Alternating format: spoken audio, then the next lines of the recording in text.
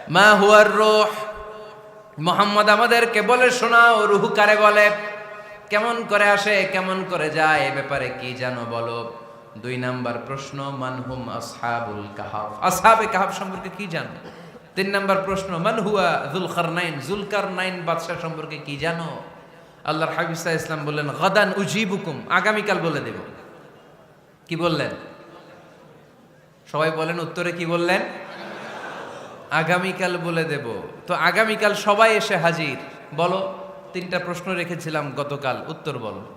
আল্লাহর হাবিব সাল্লাল্লাহু আলাইহি ওয়াসাল্লাম বলতে পারলেন না, কারণ ওহী আসেনি।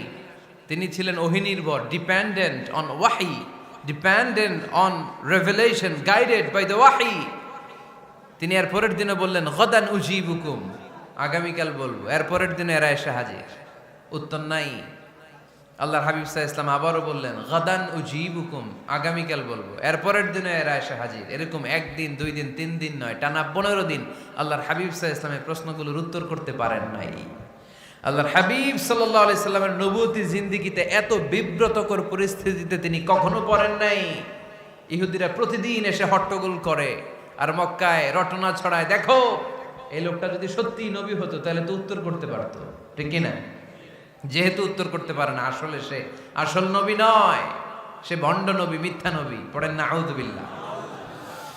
15 দিন পর আল্লাহ আয়াত নাযিল করলেন, ওয়ালা তাকুলান্না লিশাইইন ইন্নী ফাইলুন যালিকা গাদা ইল্লা আইয়াশা আল্লাহ।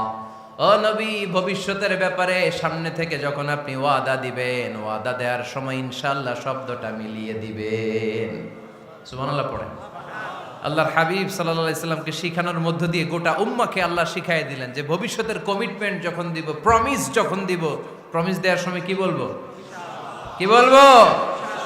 আল্লাহর হাবিব সাল্লাল্লাহু আলাইহি সাল্লাম ইনশাআল্লাহ বলতে ভুলে গিয়েছিলেন। এজন্য 15 দিন, টানা 15 দিন ওহী আসে নাই। Subscribe now